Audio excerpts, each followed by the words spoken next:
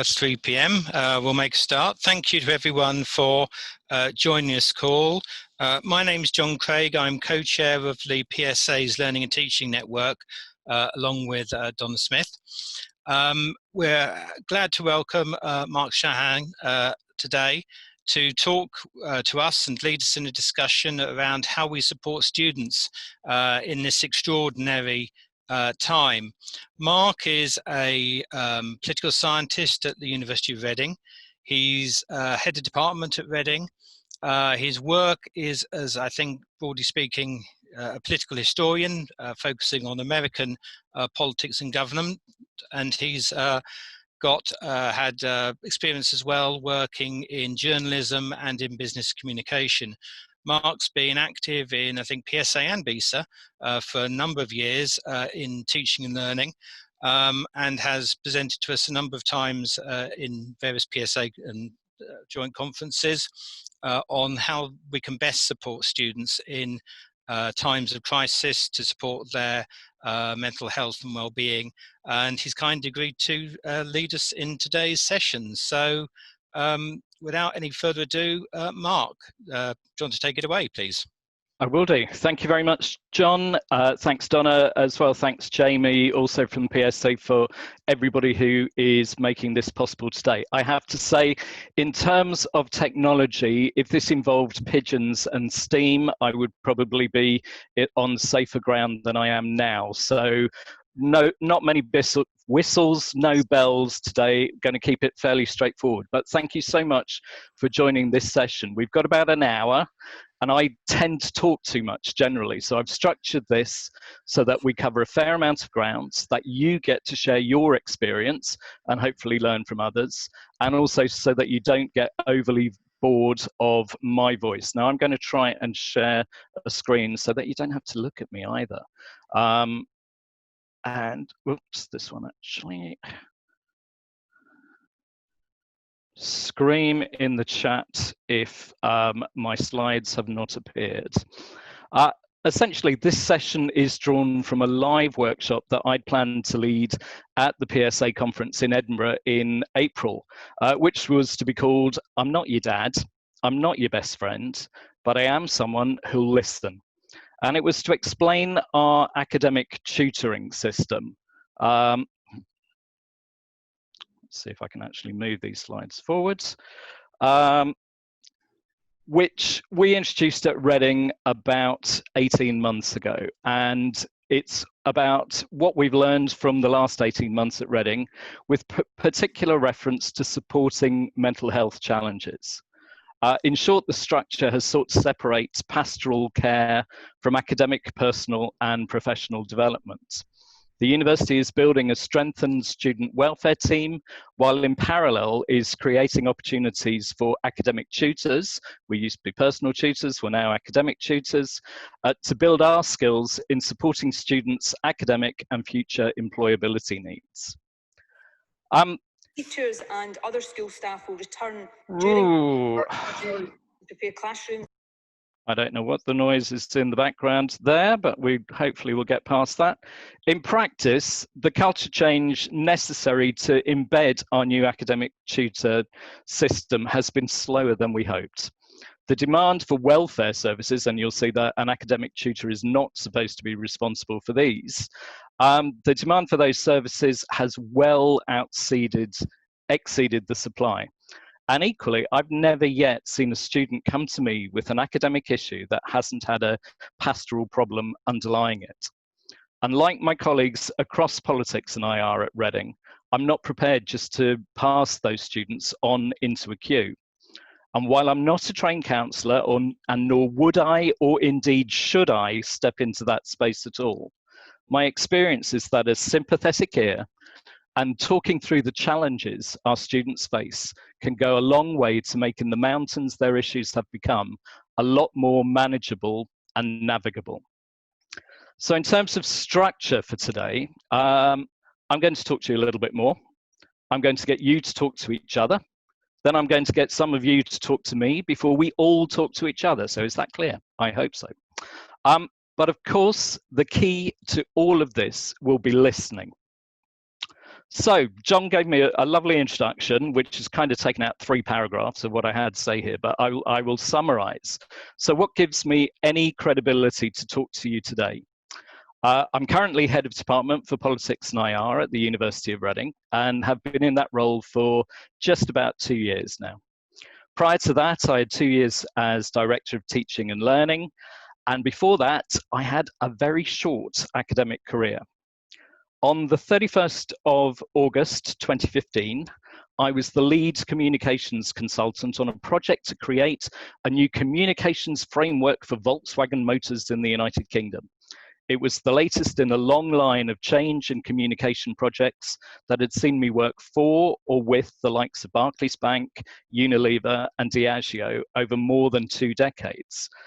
On September the 1st, 2015, I became a teaching fellow at Reading. I'm quite glad I did. 8 days later, the emissions scandal broke for Volkswagen, and every consultancy working for them was kicked off site, so I would have been out of a job anyway.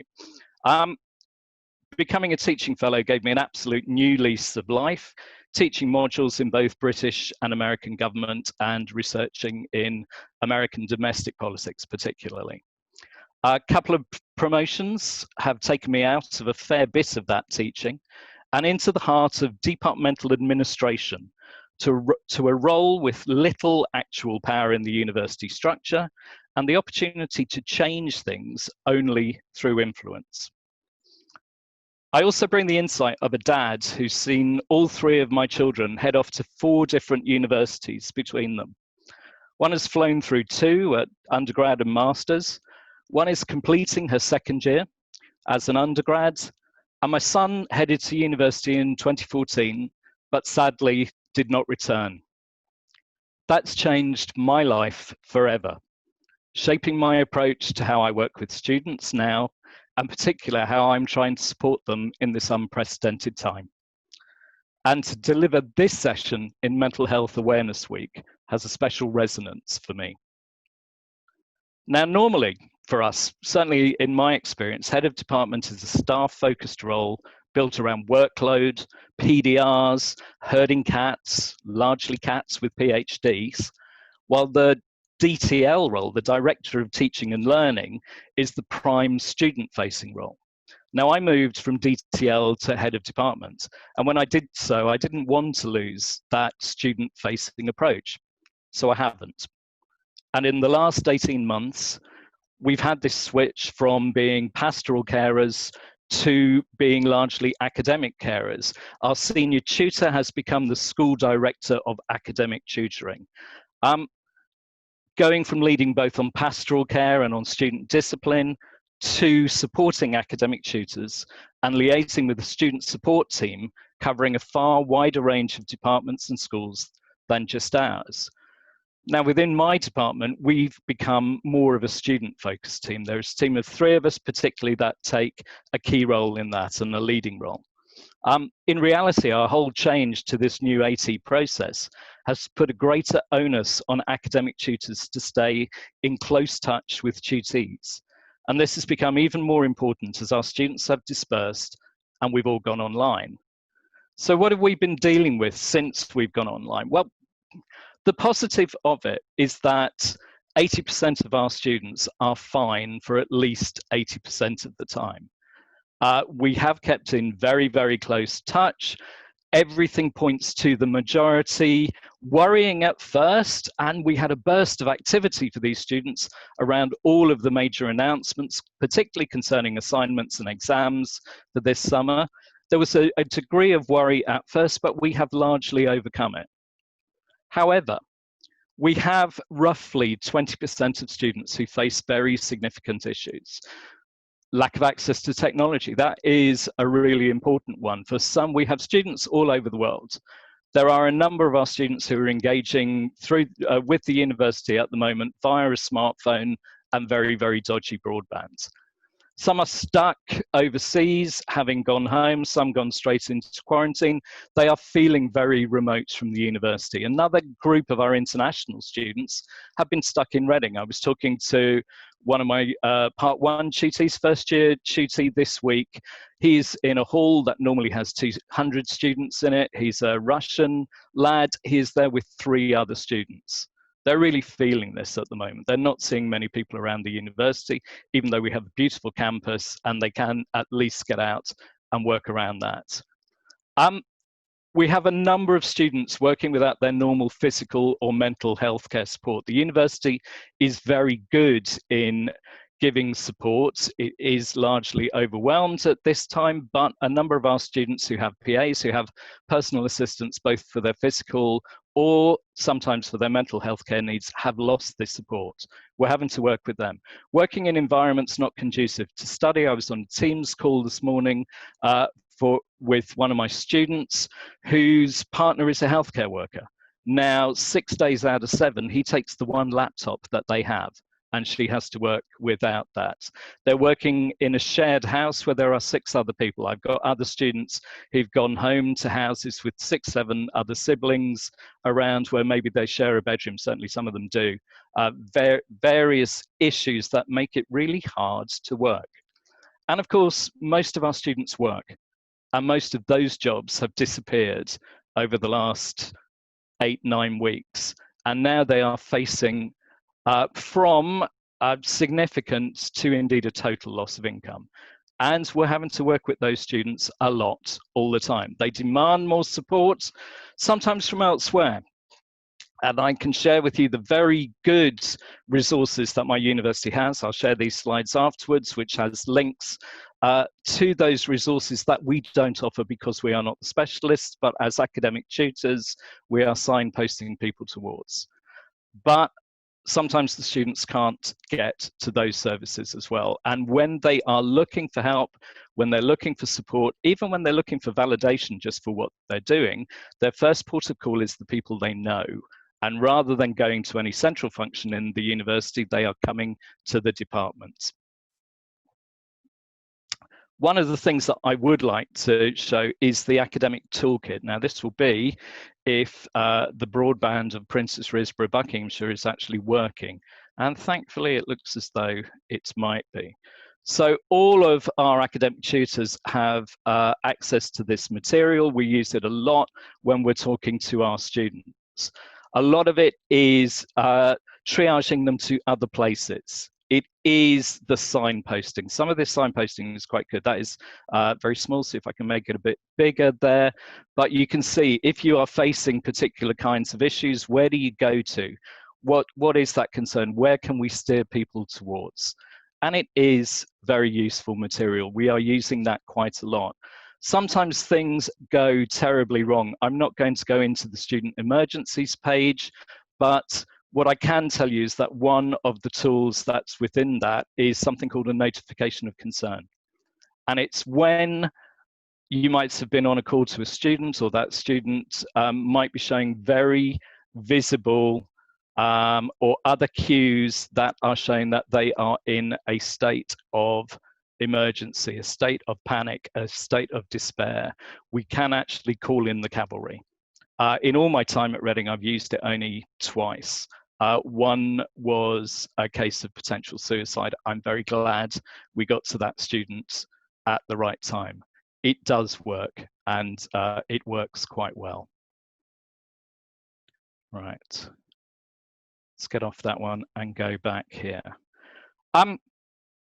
Communication is clearly the really big thing for me, both as a head of department or in fact in my academic tutor role. And it's how we have made our work with students over the last 7 or 8 weeks work. Normally we have a very buzzy department where we see a lot of our students. I've described it before to people as we are the cheers of politics department. Everybody knows your name. We're not that much bigger than a lot of sixth forms. We have an intake of about 130 students a year. it's really, really difficult when we're not seeing those students in front of us, when they're not seeing us, when they can't come along a corridor and knock on my door or knock on any of my colleagues' doors. So we've had to find other tools and other ways and means of communicating with those students. Some rules that I've been sharing with my colleagues. We don't just transmit. Most of what we do has to be listening. It has to be responding. It has to be finding the right way to the right solution with that student, which is why not one size fits all. For me, in any circumstance, and that's quite difficult in a university with 18,500 students, where there is a lot of that big transmission communication, particularly at the moment. And this is where the department becomes another interface for students, and a much more personalized one. Equally, once we start communicating, we can't stop. We cannot just turn it off. The expectation is built with students that they are going to have conversations with us. And the last thing I would say is that any communication we have, any contact that we have with a student is not going to be that universal panacea. We're not going to have all of the answers, but sometimes I might know a woman who does. I might know someone who is better informed than me, and I can be the conduit for the student getting the information that they need. Now, for me, coming in from a communications background, I probably had a little bit of a head start in working with my team as we adopted our new rules of engagement with students. But the most important thing for me from the beginning has been knowing my team, knowing the 25 full-time equivalent academics in my team, knowing the sessionals and the part-timers around us and how they're doing. What are their challenges that they're facing? What are they having to deal with in their own homes? What capacity do they have to be able to deal with our students? Some have very large childcare responsibilities or elder care responsibilities. Others, to be honest, are just not overly interested in students, at least until they have 2 degrees. Then suddenly a PhD student might become quite interesting. Not all of my team are natural communicators. We have quite a lot of introverts, weirdly, among the academic community. Who knew? But we have quite a lot of people who are really not comfortable in reaching out to students in the proactive way that we'd like them to. Now, I need my academic tutors to be doing that, and sometimes it means people doing stuff that they're not comfortable with. But in other instances, it's finding the right member of staff who can engage with that student or with that group of students. We know that this goes beyond anything we've had to face before. We need students to recognize that we understand that, but that we're also going through that with them. That in many senses, we are one team. And I'm really trying to stress with my student community that we're all part of the same team. We're on the same side here. And that's about showing that we care. It's not just passing off the formulaic emails. It's actually engaging. And this is what I said right at the beginning. It's listening far more than we talk. It's being consistent. It's trying to make their life a little bit simpler at the moment. It's also speaking to them on their terms. And what I mean by that is not using the jargon of a big bureaucracy. That we're all part of big bureaucracies, and no doubt we've all got deans and PVCs and heads of faculty and whatever it may be, speaking to us in the lingua franca of politics academics. 18-year-old student from the other side of the world, student from a diverse background, probably doesn't speak that language day to day. So we've got to find a way that we connect, and that they want to come back and continue that conversation with us. So I've actually asked my students a little bit about how they think this whole process of communication is going. Loads of caveats with this. We have around about 500 students in the department. Probably something like 15% of them have responded to this. It's a very quick pulse check. It's something that I will be doing on a weekly basis with a few questions, not with all of the ones here. But there was a real spread on how they felt that the university has communicated with them so far. The big bureaucracy of the university has been a lot around transmission communication. It's been sending out often quite dense information and waiting for a response. So I asked whether the experience with the department was any better, and it is a little bit better. At least it is largely okay. And if I get to okay, that's a pretty good start point for me. We can build on that as we go through the summer. What I wanted to check with people was that they understood when stuff was coming from the centre and when it was actually coming from us. Luckily, 85, 86% do recognise that. I can work on the other 14%. Who had they heard from? They'd heard from all of us. They picked on me. I'm probably the noisiest. I'm the most visible name. I do talk a lot. I'll contact students a lot. What had been useful, they wanted to know about their own work.